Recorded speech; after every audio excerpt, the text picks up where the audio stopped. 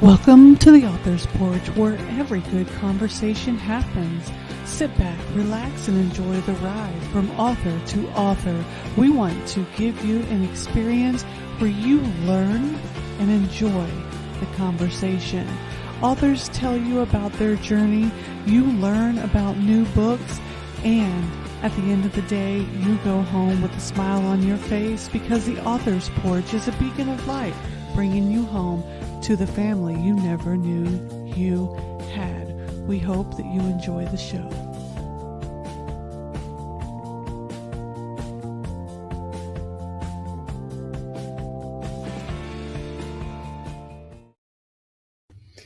Hey everybody, welcome to the Author's Porch, where every great conversation happens, and it happens because we trusted Brendan and Vamsi of Master Talk to show us the power of effective communication. We also make sure we have a great cup of coffee from Third Day Coffee Seguin, a Christ-centered, veteran-owned coffee company. Today on the show, we have Doug Barry. How are you doing, Doug? Doing great. Good morning. Thanks for having me. Yeah, super excited to have you. We have been corresponding for quite a while, and I finally get to virtually see you on my front porch. Yeah, it's pretty awesome. Yeah, guys, let me give you a little introduction to Doug because we've been talking a while. And Doug said, he's like, I feel like I've known you my whole life. And that's kind of how it is when two vets get to talking, because you don't really go to the formal hi, how are you doing? Let's get to know your background. No, we can just get to talking like we've just been friends forever. So I'm going to give you guys a little bit of background on Doug. Doug was originally born in Phillipsburg, New Jersey, but him and his family moved to Maryland and bought a poultry farm. So I'm going to ask you a little bit more about that and see how you like the farm living. He joined the Air Force in 1985, but spent 20 years before retiring in 2006 with his family, his wife, Sherry, and daughter, Melissa, and son, Timothy. He published his first book, Jasper and Friends, in 2020, but was turned down 3 times before he finally was published. Doug, what an amazing journey, especially after spending 20 years in the military and then publishing a children's book. So, you retired in 2006, and then you went and waited until 2020 to write your first children's book. So I want to ask you, what was the wait? Why did you wait all those years versus hitting it like right away? Yeah, it happened kind of on a whim because my son caught a rabbit in the backyard and brought it in the house, and it spent the night with us.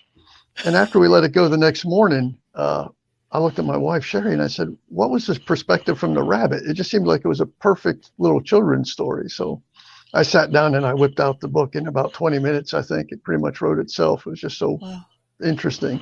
Yeah. And the time span was just getting shot down like 3 or 4 times, because I'd get shot down and I'd give up, and I'd wait about 6 months or so, and I'd be like, well, let me try it again, do a little bit more research, get shot down again. And it's like, oh gosh.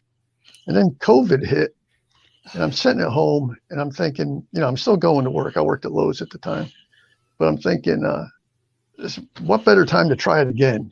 It's like, so nobody's doing anything but sitting around anyway. So Right. I gave it another shot, and Fulton Publishing picked it up and said, yeah, we'll do it for you. It's a cute story. So we picked it up there, and it was interesting, quite a process. Yeah, it's a super cute story. And I told you before, I remember as a child, I read Velveteen Rabbit, and it had, like, it reminded me of this cute, comfortable, like, thing that I just wanted to have, right? When reading the story, it just reminds you of something that you want to hold on to. So like Jasper and Friends, and there's 2 books in the series, correct? Yes, ma'am.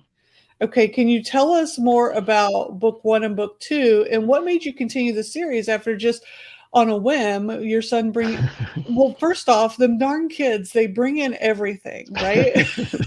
Yeah, for sure. So tell us about what made you want to continue this series. Yeah, the first book is called The Night I Spent in a People House. And because he did, And that was just kind of on a whim. It made a cute story. And initially it's like, well, I'll just do it for the family. I'll see if I can publish it, sell what, 25 copies, maybe if I'm lucky, but I've never done it. I'm one of those people. It's like, if I've never done it, I just want to do it so I can say I did it kind of thing. Yeah. So we published that one and it just took off. I mean, it didn't take off. It wasn't number one on anybody's list, but for thinking you're going to sell 25 copies to selling 300 copies or so, you're like, Wow. holy cow. So then the next question was, it's like, oh, this is a great book. And a lot of people are like, I didn't want it to end. And they're like, so what's next? What can we expect next? What's Jasper going to do next? And I'm like, Yeah. well, I hadn't thought about it because I was going to be one and done. And so I got thinking, and we love to go to Myrtle Beach on vacation.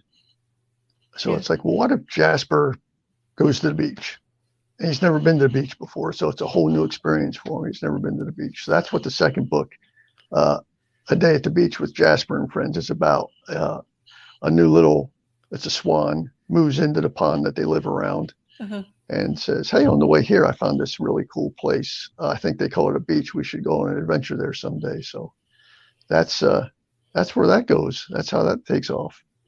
And that just came out in October of last year. So we're still building up sales on that. But initial reaction is it's pretty good as well. So It definitely is. And your book, and I think they're fantastic. And thank you.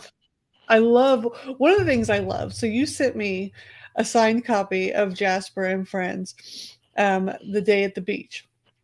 One of the things that I love is it has Jasper signed it, and it Yeah, has Jasper's little paw. And I'm like, that is the most creative thing. Like, you're not just an author who writes a book and sends it on, writes a book and sends it on. Like, this is a whole thoughtful process. Like, Jasper has a whole persona. Jasper is a real thing. that's what I was And shooting for. Yeah, yeah, like I can see Jasper as a cartoon, Jasper as a cartoon series and stuff. And um, so when you were growing up on your poultry farm, right, with your parents, did you ever think that you would write a children's book about a rabbit? not so much then. I read a lot of science fiction when I was on the poultry farm as a teenager, and I really loved that. Mhm. And the the writing a children's book didn't come till further down the road. As my kids were growing up, we loved to read to them, and I was thinking to myself the whole time I'm reading to my own kids, it's like, I wonder if I could write a children's book. So that's kind of where the little nugget got started. The little spark, I guess, if you will. Yeah, It's like I got thinking, it's like I bet I could do that, but I never had the story. All those years went by, and I'm just thinking, it's like it's all been done. What new story could I possibly write in a children's book? Everything's been done. And then that day when my son brought that rabbit in from outside, it's like, aha, that's the aha moment. It's like, yeah. there's the story. Wasn't until So, Jasper came to visit you. right. Who And knew that Jasper was waiting to visit you? he actually named it. I don't know if I told you this earlier, but he actually named it Jasper. That's how he got his name. Oh, And cool. and the image of Jasper in the book is actually, after we let Jasper go back outside, my son still wanted a rabbit, so we bought him a pet rabbit. And the image of Jasper is our pet rabbit, whose name was Digger, Digger. Wow. So about the same time that the book came out, Digger had passed away. He lived a very long life, Yeah. about 10 years or so. I mean, he was around for a very long time. Uh-huh. And I thought, what better way to immortalize Digger Yeah. than to make him the rabbit in the book? That's so cool. That is awesome. And how old is your son now? He's about 24 years old now, and he's just got out of basic training. He's an Army National Guard MP, and Okay. looks like he's getting ready to be a local police officer here in Camden. So we'll see how that works out for him. So he can forever live knowing that he inspired He caused all this. Yeah. Yeah, he calls. I love that fatherly love. You guys must have a fantastic relationship because I love how you say he caused all this because that's what dads and sons. I almost said dads and fathers. I told you I was going to mess up my words. Dads and fathers do. They caused all this versus the he inspired all this. That's what moms say. So when you were in the military, did you read a lot of books other than ones that you had to read for your work? No, that's actually kind of a funny story. When I joined the Air Force, I got out of high school and I knew I didn't want to go to college because I was just done with school. Like so many kids probably are at that point. So I'm like, well, I joined the military. Well, I had no idea that there was going to be so much school in the military. I mean, I know you went through training, but I had no idea we were going to have to read and study and do so much. So I never felt comfortable recreational reading because I would always beat myself up. It's like, no, you don't need to be reading this book just for the sake of reading this book. You need to get into those tech books and really learn what your job is, even though you already know it, you always are training. So I didn't read much while I was in the military. Yeah. There you have to do a lot of self-improvement when you're in. We were both in the Air Force. So I definitely understand the self-improvement part of reading. And I think I lost my love for reading because reading the PDG or it was professional development guide when I was in. I Yeah. don't know. Well, they still, yeah, because you retired in 2006. So the professional development guide, and it was the one thing that made me fall asleep. So do you fall asleep when you read books now? I still to this day I just don't read much just for the sake of reading. Yeah, Um, right now, this this these books have taken over my life. I mean, it's absolutely when I'm not at work, I'm just pounding away, just posting stuff on Twitter, LinkedIn, just trying to the make promotion. contacts left and right. Yeah, it's And just it's how has that been? Like from somebody who wrote a book and it wasn't something that you had dreamed of your whole life, having to figure out the publishing side and now having to figure out the marketing side. How is that? yeah, it's probably all consuming. Maybe is the best way of putting it. It's just you have got to be all in, or you're not going to make any progress. And I've learned a ton of stuff since I've been doing it. It folks aren't folks that have been down this road before. Some of them, I won't say all of them because I don't like to generalize, but a lot of them seem like they don't want. It's like I got a secret. I don't want to tell you what it is. Yep. You got to figure it out on your own, kind of thing. So they really hold their information close to the vest, and Yeah. so it's taken me some digging. We're getting there. I am going to compile a little bit of the information I got when this is all said and done, and put that out to the book writing community, I guess, if you will, to try to maybe clear some air on some topics that they may have a lot of questions about. And I'm not going to ask 99.95 for it. It's just going to go out there for free of charge. Yeah, you're absolutely right. There a lot of people and maybe as a job security, we all know about job security. I was very fortunate when I wanted to become an author. I had always had a dream since a child to write a book. I always said one day I want to write a book. And somebody told me about podcasts. I didn't know anything about podcasts. So I started listening to different podcasts and I said, well, I want to hear about author stuff because I want to do it one day. And I started listening to Author Like a Boss by Ella Barnard. And I was listening to all of her episodes and I was learning about how to become an author, how to do self publishing, how to do marketing, how to do everything. They were freely sharing all kinds of information. And then it was the episode with Russell Nolte, and it was one thing that he said that told me just go freaking do it and don't look back. And I have ever since. And he said, you're going to suck until you don't. So you might as well just do it. And that was the moment where I started doing it. And ever since I started following Ella and Russell and a couple other very choice authors who share the information freely. And then I took some of their courses as well because I wanted a deep dive into some stuff. But you're right, the rest of them will not. There's only a very limited few that will openly share information on how to be successful, how to market, how to do surface level stuff. But you still have to figure out what works for you and what don't. And it's not easy. Even when No, you know. Even when you know it's not easy, right? no, it's not. If it was easy, everybody do it, and that's what everybody always says. So you just kind of But they would do it, but they go wouldn't in have it. a fantastic book like Jasper and Friends. Well, thank you.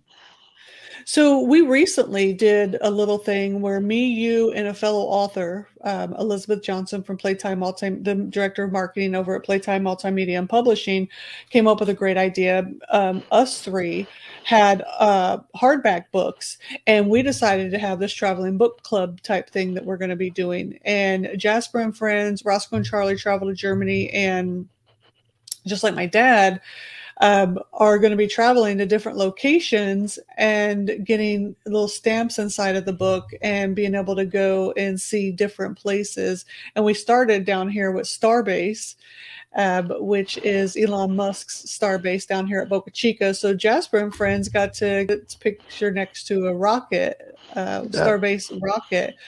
So my question is, do you know what the next story in the series is going to be? I do. It's about a third of the way written. I put it on the back burner a little bit to try to nail this marketing and promotion stuff and try to get a conduit that these books will move on before I get any further. Yeah. But he is going, I'll let the cat out of the bag. He is taking a trip to a farm. Ooh. So him and his friends are going to go to the farm and they're going to feed the animals. They're going to plant some crops, just Very. do farm life. Is it going to be a poultry farm? There's going to be chickens there. Yeah. It's not going to be, Oh man, we didn't have a farm per se growing up, but we did have chickens. And I joke around, but it was true. I used to try to throw them in the air to see if they would fly. I was a kid. I didn't know what I was doing. I wasn't trying to be cruel to animals. I just didn't know any better. yeah. Um, but we had chickens, we had roosters and things like that. So I grew up half in the country, half in the city. So I understand a little bit, but not a whole lot. But It was quite an experience. I say we were reality TV before there was reality TV. My dad was an insurance salesman in New Jersey, and his yeah. brother had a poultry farm in Maryland, and we decided that we were going to do that. So you can only imagine city kids where their dad was an insurance salesman moving to the country to be poultry farmers and raising 46 or so thousand chickens. Uh, quite quite a learning curve to say the least. Oh my goodness. Yeah, no, I totally get it because I did when I got off my first plane ride from basic to my first duty station, which was Dyess Air Force Base, Texas, and they took me from the airport to the base, which was a 20-minute drive on a long empty road. I saw a cow for the first time, and I was like, "Where y'all got me?" Because from 10 years old to 19, I grew up in a concrete city, inner Yeah, city, and I was like, hold up, wait a minute." So I get it. it's Um, definitely a shock. yeah. So coming up with Jasper and Friends, you said you wrote it in one day. How did you write a whole book in one day? You broke up a little bit. I think the question was, how did I write the whole book in one sitting? Yeah. Uh, yeah, it just kind of flowed. It really did. Uh, Uh, I just thought of the whole process of the rabbit coming in and going out yeah. Wow. I of the don't. house. And Uh, yeah, it just kind of wrote itself. It was real quick. The second one took a little bit longer. in the illustrations, did you get? How did you find your illustrator? I know a lot of people are always looking for illustrators. Yeah, the Fulton Publishing, which I mean, I don't know what I don't know. They seem to be an outstanding publishing company. They gave me an option of 10 illustrators to pick from Oh, uh, in levels of detail and that sort of thing in their drawings. And I knew this was going to be a children's book, so I grabbed one that was more of a cartoonish look, maybe not a whole lot of detail because we're talking about, infants to 5. And my main instruction to the illustrator is this rabbit has got to be the cutest rabbit you've ever seen. It's just, he's the main character, and that's what everything drives on. So people just got to fall in love with him. And I didn't know that the publishing company actually provided you with illustrators. That's super cool. Yeah, because I didn't know what I was doing. So the fact that they kind of held my hand a little bit was great. Now the funnier part of that whole deal with illustrations is the publisher came back and said, you got to give the illustrator some ideas of what you want in the pictures. And I'm like, dang, I've never done this before. I don't know what to do. So I'm thinking and I'm looking around. It's like, how do I do this? I don't know how to explain it real well, what I'm expecting in each thing. And then I got thinking, it's like, well, wait a minute. I live in a house. The rabbit goes into a house. So I started walking around the house in the backyard with my cell phone down around rabbit height, just taking pictures of different locations where I think the story might go, and gave those to her, saying put the animals here, put the animals there, and that sort of thing. But yeah, for a minute it was like I've never done it before, so I was totally confused. But you work it out. But when you have this amazing mind and want to produce something that is going to touch people, you don't stop. Like this No, undying will to make it happen, then you just keep going. You don't just go, I don't know, so someone's going to have to do it for me. yeah, Like, it's never been. Yeah, I don't work that way. It's just never been my way of doing things. and I see so many people that go, I don't know how to do it, so someone's going to have to do it for me. Somebody needs to Yeah, do this for me. I see it so often, and I'm like, you can't just expect everyone to do it for you guys. You got to do the work. And one yeah. thing that is true that I see time and time again from you, like you show up everywhere. Like you're I doing the try work. to. Like Yeah, you're doing the work, and it's phenomenal to see that because like you're not somebody who grew up in the author world, grew up in the publishing world, has been doing this for 20 years. You're like, I wrote a book, I need to figure out what to do, and you're contacting people, you're trying to figure it out. You're going places that I've been doing this for 4 years myself. I started, well, I think it's more than 4 years. I can't do public math. Please don't ask me. It's 2018 when when I wrote my first book. And I haven't even shown up in the places that you have. I haven't even tried to go to the places that you have.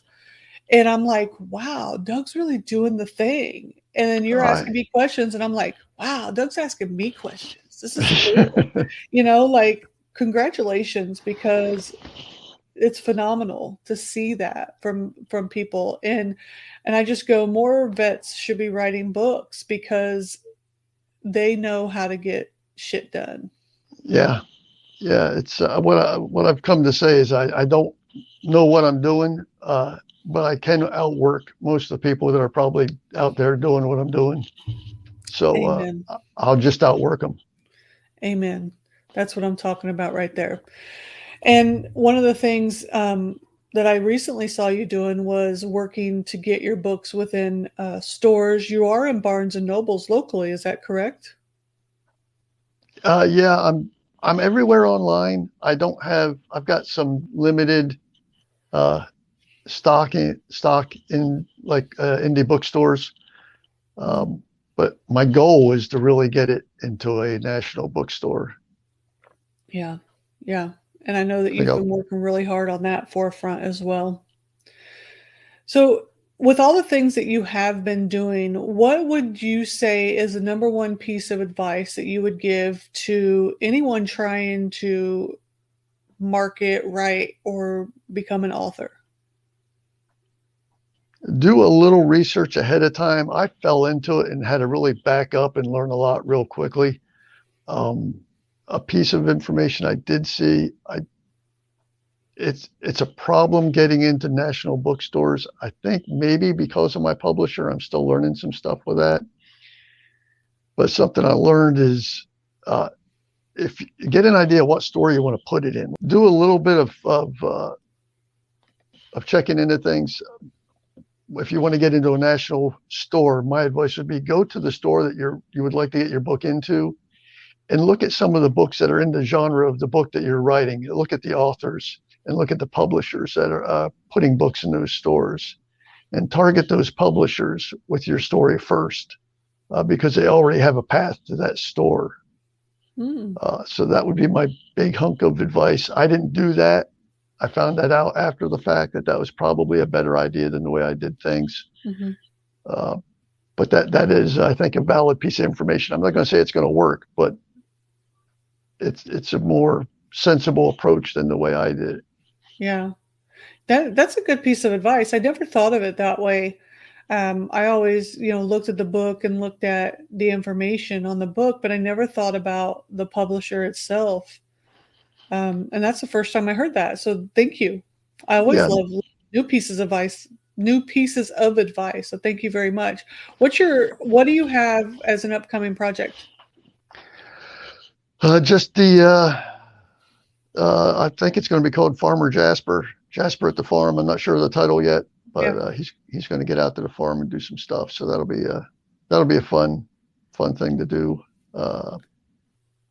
Going to do something a little bit different. Another little nugget that's going to be in that book is I'm actually going to put a corn maze in there for kids to trace. Oh, So they're nice. going to have to go through the corn maze. This is my dad's idea. I'll give him a shout out for that.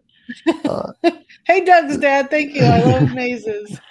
so there's going to be a little illustration of a corn maze in there, and they can trace it through from, like, why they go through the corn maze. They're going to have to pick up corn and put it in a bucket so they can go feed the chickens, of course. Oh, that's awesome. So That's that's it. super creative. Yeah, that's it. I know what I want it to look like. Let's hope it turns out the way I got pictured in my I noggin. have no doubt that it will. I think that you're going to accomplish everything that you set yourself out to accomplish. And it's because of your attitude. Attitude is the key to success every single time. And two, because of your vision. You have a vision, the attitude, and the go to get it all Thank done. you. And I think because of that is your key to success, plain and simple. Thank you. Like you Yeah, don't see failure. Like it just doesn't have a place in your mind or in your life. Failure doesn't it, have. it's the infamous failure is not an option kind of thing. And that actually brings up a really good point, because I've told I don't get to talk to kids that much, just basically my own and their friends when they came over. But it's like, you hear it growing up sometimes. Some kids hear it more than others, but you cannot fear failure. Mm, You just can't. yeah. You're going to try stuff. You're going to fail. I I don't remember the year, but I was about 30 years old. I tried out for the Cincinnati Reds. I suck at baseball. I knew it wasn't going to work out, but I wanted to do it so I could Yeah. say I tried out for the Cincinnati Reds. I didn't Yeah. care if I failed. It's like, it's just, Yeah. so you just Eh, can't feel failure. You got to push through it. You just got to keep going. Yeah, because people think saying failure is not an option, that you're delusional. No, failure is not an option because it's not a failure, it's a learning opportunity. Exactly. It's an Exactly. experience. It is a moment in your life that you got to do something that you wanted to do, and maybe you didn't accomplish this great feat, but you accomplished something. And that's what people don't Exactly. understand. They see failure, but for me and you, there is no failure. It doesn't exist in our world. What No. exists in our world is an alternative outcome. Yep. I love it. There's another story about that. I don't know how much time we got left. Uh, Much as we want. I own the show. but I was big into NASCAR as a kid, too. I loved NASCAR.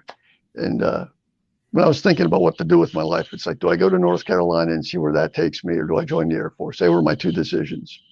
And I opted for the more stable decision of joining the Air Force. And but as my career progressed, I got to thinking, it's like, well, I never really gave NASCAR even a shot. So just because I don't know what I'm doing and I don't know anything, I'm going to try to get to work on a NASCAR team. And this is back when the internet was just kind of starting out. So I was writing letters and shooting off a couple of emails to different teams when I could find their email address or their address. Yeah. And eventually I landed a gig with Rich Woodland Racing Wow. out of Charlotte, North Carolina. They didn't run all the races, and it started as a volunteer, and I did get paid for my work at a couple races as a mechanic on the race team. But again, it was unending.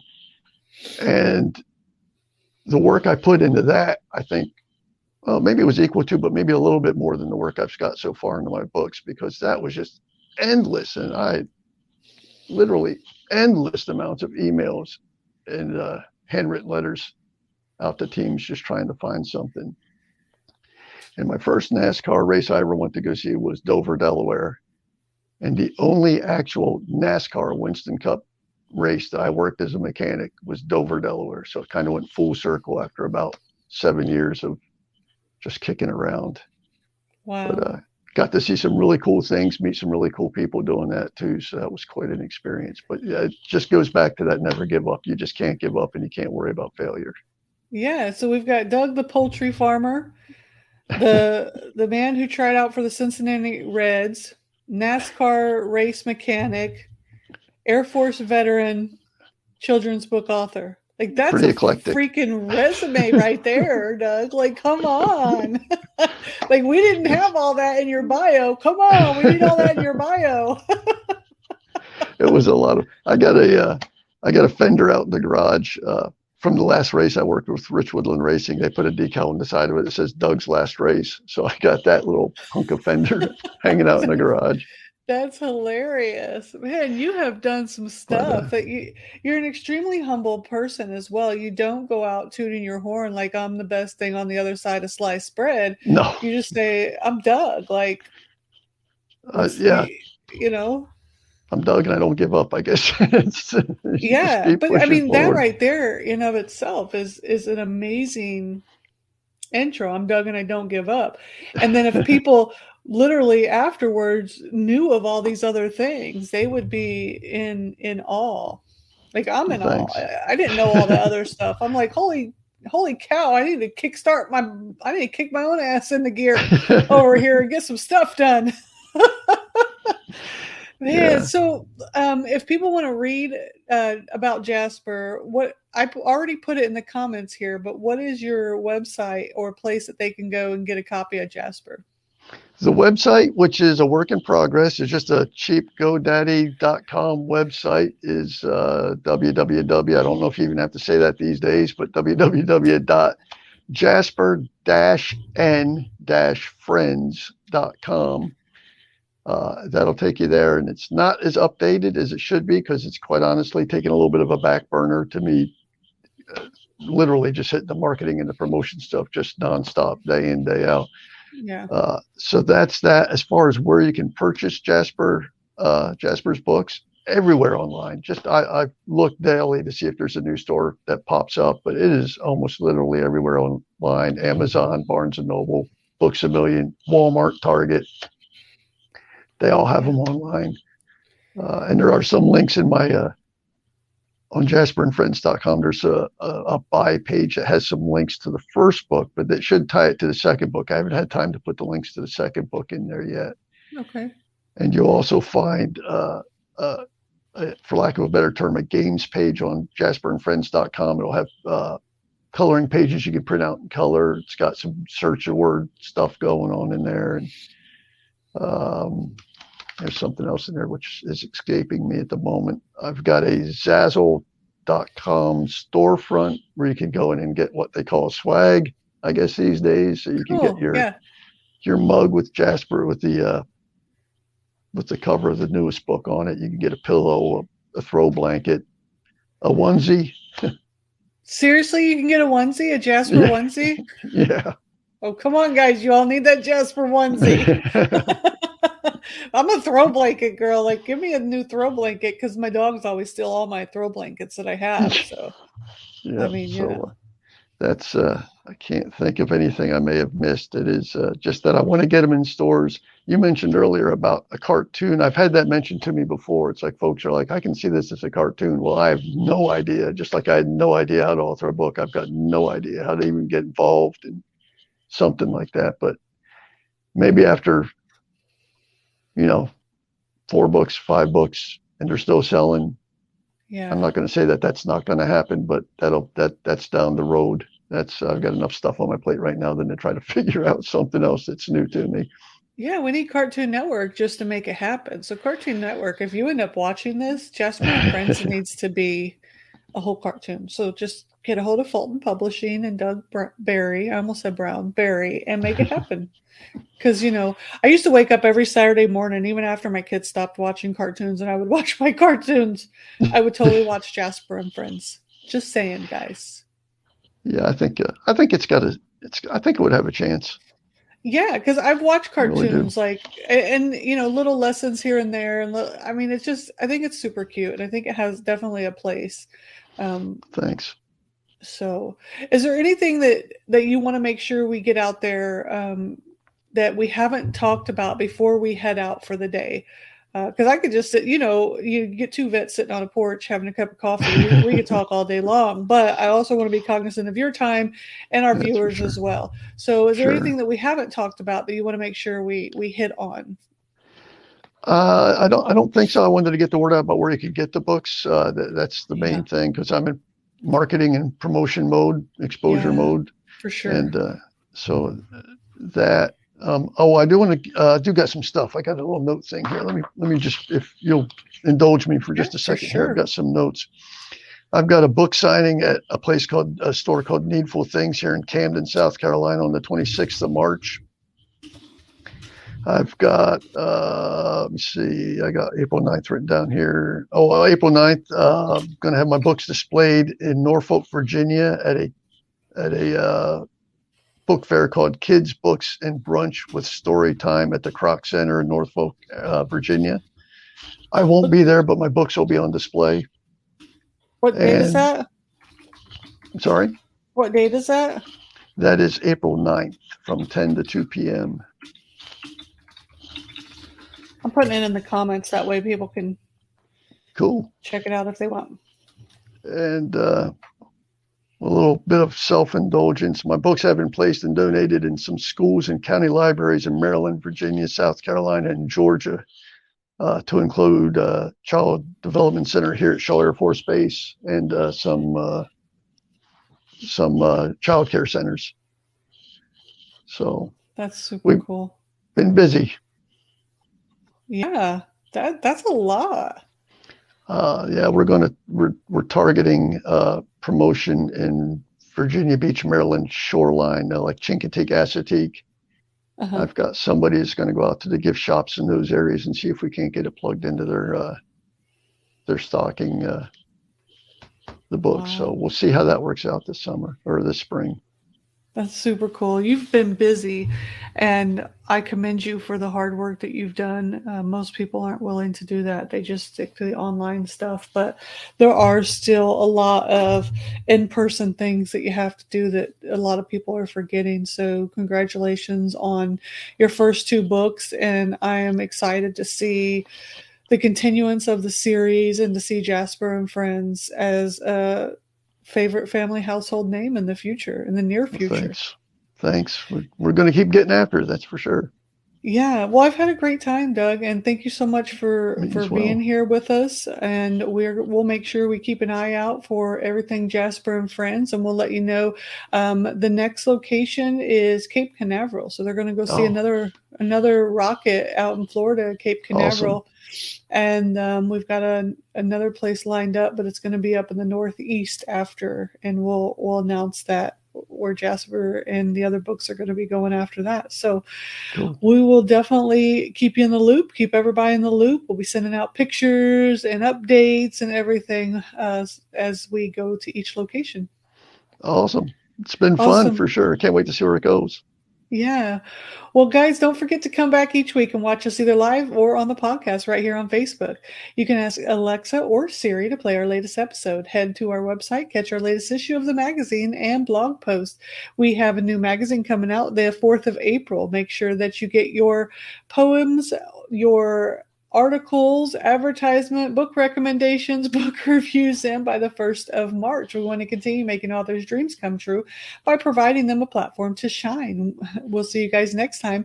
And if you appreciate conversations like we do and want to become a better speaker, visit our friends Brendan and Vamsi over at mastertalk.ca, where they teach you how to use the power of your voice. Don't forget, stay awake with a nice cup of coffee from Third Day Coffee Seguin, the best cup of coffee on this side of heaven, over at thirddaycoffeeseguin.com. Until next time, my friends, I'm CJ. There's Doug this time. Go read his books and write on. Bye, Doug. Bye, everybody. See ya. Bye. The Author's Porch is a certified veteran-hosted podcast. Show your support. Tune in, share, and subscribe.